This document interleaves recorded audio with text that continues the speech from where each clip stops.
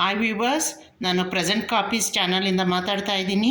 ಇವತ್ತು ನಾನು ಮೊಸರು ಅನ್ನ ಮಾಡೋದು, ಸೌತ್ ಇಂಡಿಯನ್ ಟ್ರೆಡಿಷ್ನಲ್ ಮೊಸರನ್ನ ಮಾಡೋದು ಯಾವ ರೀತಿ ಅಂತ ತೋರಿಸ್ತೀನಿ. ಮೊದಲನೇದಾಗಿ ಅದಕ್ಕೆ ಗಟ್ಟಿಯಾದ ಮೊಸರು ತೊಗೊಂಡಿದ್ದೀನಿ ನೋಡಿ. ಒಂದು ಸ್ವಲ್ಪ ಹಾಲು, ಕೆನೆಬರಿತ ಹಾಲು. ಇದಕ್ಕೆ ಬೇಕಾಗೋವಂಥ ಇಂಗ್ರೀಡಿಯೆಂಟ್ಸು: ಹಸಿಮೆಣಸಿನ್ಕಾಯಿ ಒಂದು 4, ಈರುಳ್ಳಿ 1, ಕೊತ್ತಂಬರಿ ಸೊಪ್ಪು, ಕರಿಬೇವಿನ ಸೊಪ್ಪು, ಫ್ರೂಟ್ಸ್ ತೊಗೊಂಡಿದ್ದೀನಿ, ಪೊಮೊಗ್ರಾನೇಟ್, ದಾಳಿಂಬೆ ಹಣ್ಣು ಮತ್ತು ದ್ರಾಕ್ಷಿ, ಗ್ರೇಪ್ಸು, ಮತ್ತು ಬಿಡಿಯಾಗಿರೋ ಅನ್ನ. ನಾನು ಒಗ್ಗರಣೆಗೆ ಕಡಲೆಬೇಳೆ, ಸಾಸಿವೆ, ಜೀರಿಗೆ ಹಾಕೋದನ್ನು ಆವಾಗಲೇ ತೋರಿಸ್ತೀನಿ. ಬಾಣಲಿ ಕಾಯಕ್ಕೆ ಇಟ್ಟಿದ್ದೀನಿ. ಈಗ ಅದಕ್ಕೆ 2 ಸ್ಪೂನಷ್ಟು ಎಣ್ಣೆ ಹಾಕ್ತೀನಿ. ಇದಕ್ಕೆ ಎಣ್ಣೆ ಕಮ್ಮಿ ಬೇಕು, 2 ಸ್ಪೂನು, ಅದಕ್ಕೆ ಫ್ರೈ ಆಗೋ ಅಷ್ಟು 2 ಸ್ಪೂನ್ ಎಣ್ಣೆ ಹಾಕ್ಕೊಂಡಿದ್ದೀನಿ. ಆಲ್ಮೋಸ್ಟ್ ಕಾದಿದೆ ನೋಡಿ. ಇದಕ್ಕೆ ಸಾಸಿವೆ, ಜೀರಿಗೆ, ಕಡಲೆಬೇಳೆ ಎರಡೂ ಹಾಕ್ತೀನಿ. ಒಂದೇ ಸಲ ಹಾಕ್ಕೋಣ, ಸ್ವಲ್ಪ ಆಯಿಲ್ ಇರೋದ್ರಿಂದ 2 ಒಟ್ಟಿಗೆ ಹಾಕ್ತೀನಿ. ಸ್ವಲ್ಪ ಬಾಡಿಸ್ತಾ ಇದ್ದೀನಿ ನೋಡಿ. ನನ್ನ ಮಗಳು ವಿಡಿಯೋ ಮಾಡ್ತಾಯಿಲ್ಲ, ಅವಳದು 7th ಸೆಮ್ ಎಕ್ಸಾಮ್ ಇರೋದ್ರಿಂದ ನಾನೇ ಮಾಡ್ತಾಯಿದ್ದೀನಿ. ಸ್ವಲ್ಪ ಚೆನ್ನಾಗಿ ಬರಲಿಲ್ಲ ಅಂದರೆ ಸ್ವಲ್ಪ ಅಡ್ಜಸ್ಟ್ ಮಾಡ್ಕೊಳ್ಳಿ. ಏನಾದರೂ ತಪ್ಪಿದರೆ ಕಮೆಂಟ್ ಸೆಕ್ಷನಲ್ಲಿ ಕಮೆಂಟ್ ಮಾಡಿ. ನೋಡಿ, ಇದು ಸ್ವಲ್ಪ ಫ್ರೈ ಆಯಿತು.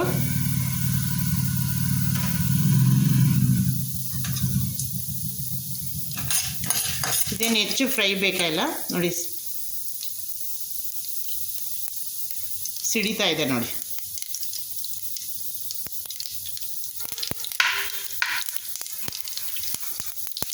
ಈಗ ಸಿಡಿದಾಗ ಹಸಿಮೆಣಸಿನ್ಕಾಯಿ ಹಾಕೋತೀನಿ, ಜೊತೆಲಿ ಈರುಳ್ಳಿನೂ ಹಾಕೋತೀನಿ, ಕರಿಬೇವು ಹಾಕೋತಾ ಇದ್ದೀನಿ. ಎಲ್ಲನೂ ಹಾಕ್ಕೊಂಡು ಒಟ್ಟಿಗೆ ಫ್ರೈ ಮಾಡ್ತಾಯಿದ್ದೀನಿ. ಈಗ ಸ್ವಲ್ಪ ಫ್ರೈ ಬೇಕು.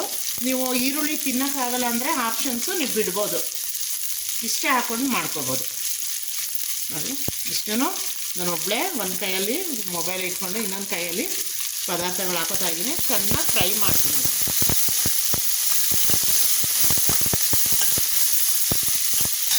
ಒಂದು 5 ನಿಮಿಷ ಫ್ರೈ ಮಾಡಬೇಕು.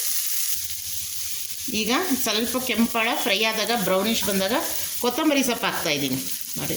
ಇದನ್ನು ಚೆನ್ನಾಗಿ ಫ್ರೈ ಮಾಡಿದ್ರೆ ಚೆನ್ನಾಗಿರುತ್ತೆ ನೋಡಿ. ಈ ಥರ ಫ್ರೈ ಮಾಡಬೇಕು. ಒಂದು 5 ನಿಮಿಷ ಹೀಗೆ ಫ್ರೈ ಮಾಡಬೇಕು.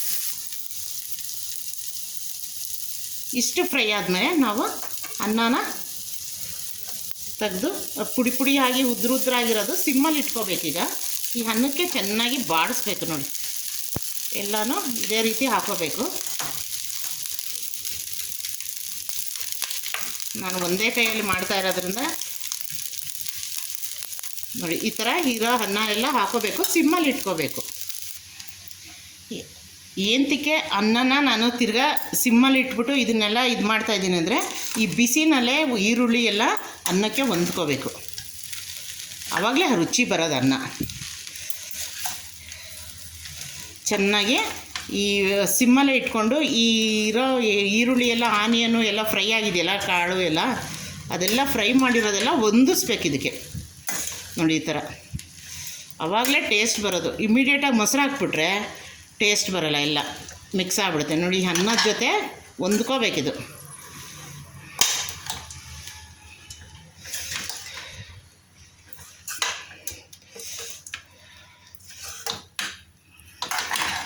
ನೋಡಿ ಈ ಥರ ನೋಡಿ ಹೊಂದ್ಕೊಂಡಿದೆಯಲ್ಲ.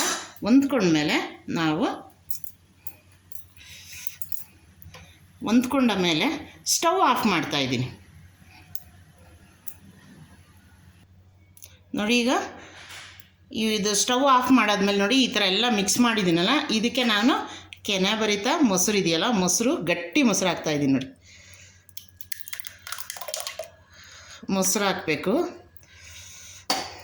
ಸ್ವಲ್ಪ ಕೆನೆಬರಿತ ಹಾಲು ಮಿಕ್ಸ್ ಮಾಡಬೇಕು. ಹುಳಿ ಬಂದಿದ್ದರೆ ಕನ್ಸಿಸ್ಟೆನ್ಸಿ ಚೆನ್ನಾಗಿ ಬರೋಲ್ಲ, ಟೇಸ್ಟ್ ಚೆನ್ನಾಗಿ ಬರೋಲ್ಲ ಅಂತ ಹೇಳ್ಬಿಟ್ಟು ಸ್ಟವ್ ಆಫ್ ಮಾಡಿದ್ದೀನಿ. ಈಗ ಆಫ್ ಮಾಡಾದ್ಮೇಲೆ ಮೊಸರು, ಉಪ್ಪು, ಹಾಲು ಹಾಕಿ ಮಿಕ್ಸ್ ಮಾಡ್ತಾಯಿದ್ದೀನಿ ನೋಡಿ. ರುಚಿಗೆ ತಕ್ಕಷ್ಟು ಉಪ್ಪು ಹಾಕ್ತಾಯಿದ್ದೀನಿ. ಇದಕ್ಕೆ ಒಂದು 2 ಸ್ಪೂನಷ್ಟು ಬೇಕು ಉಪ್ಪು. ಸ್ಟೀಲ್ ಸ್ಪೂನ್ ಹಾಕಿದ್ರೆ ಕಿಲಿ ಬಿಡ್ದಂಗೆ ಆಗುತ್ತೆ ಉಪ್ಪು ಅಂತ ಹೇಳ್ಬಿಟ್ಟು ವುಡನ್ ಸ್ಪೂನ್ ತೊಗೊಂಡು ಯೂಸ್ ಮಾಡ್ಕೊಳ್ಳಿ ಉಪ್ಪಿಗೆ. ಈಗ ಇದನ್ನು ಮಿಕ್ಸ್ ಮಾಡಬೇಕೆಲ್ಲ ಕ್ಲೀನಾಗಿ. ಬೇಕಾದರೆ ಇನ್ನು ಸ್ವಲ್ಪ ಹಾಲು ಮೊಸರು ಹಾಕೋಬೋದು ನಿಮ್ಮ ಕ್ವಾಂಟಿಟಿಗೆ ನೋಡಿಕೊಂಡು. ನನಗೆ ಇನ್ನು ಸ್ವಲ್ಪ ಬೇಕು ಅನಿಸುತ್ತೆ, ಹಂಗಾಗಿ ಇನ್ನು ಸ್ವಲ್ಪ ಮೊಸರಿತ್ತು ಹಾಕೋತಾ ಇದ್ದೀನಿ. ನೋಡಿ ಎಷ್ಟು ಚೆನ್ನಾಗಿ ಬಂದಿದೆ, ತುಂಬ ಚೆನ್ನಾಗಿರುತ್ತೆ ಟೇಸ್ಟು. ಒಂದಿನ ಸಾಂಬಾರನ್ನು ಮಸಾಲೆಯನ್ನು ತಿನ್ನೋದ್ರ ಬದಲು ಇದನ್ನೇ ಮಾಡಿಕೊಂಡ್ರೆ ಚೆನ್ನಾಗಿರುತ್ತೆ. ನೋಡಿ ಈ ಥರ ಕಲಸಿದ್ದೀನಲ್ಲ, ಈಗ ಒಂದು 10 ನಿಮಿಷ ಹೀಗೆ ಬಿಡಬೇಕು. ಒಂದು 10 ನಿಮಿಷ ಸಕ್ಕಾದ್ಮೇಲೆ ನೋಡಿ ಈ ಥರ ಈ ಹದಕ್ಕೆ ಬಂದಿರುತ್ತೆ ಮೊಸರನ್ನು. ಈಗ ನೀವು ಡ್ರೈ ಫ್ರೂಟ್ಸು ಹೇಳಿದ್ನಲ್ಲ, ಅದು ಫ್ರೂಟ್ಸ್ಗಳು ಫಸ್ಟು ದಾಳಿಂಬೆ, ದ್ರಾಕ್ಷಿ ಕಟ್ ಮಾಡಿ ಹಾಕೋಬೇಡಿ, ತುಂಬ ಹುಳಿ ಬಂದ್ಬಿಡುತ್ತೆ.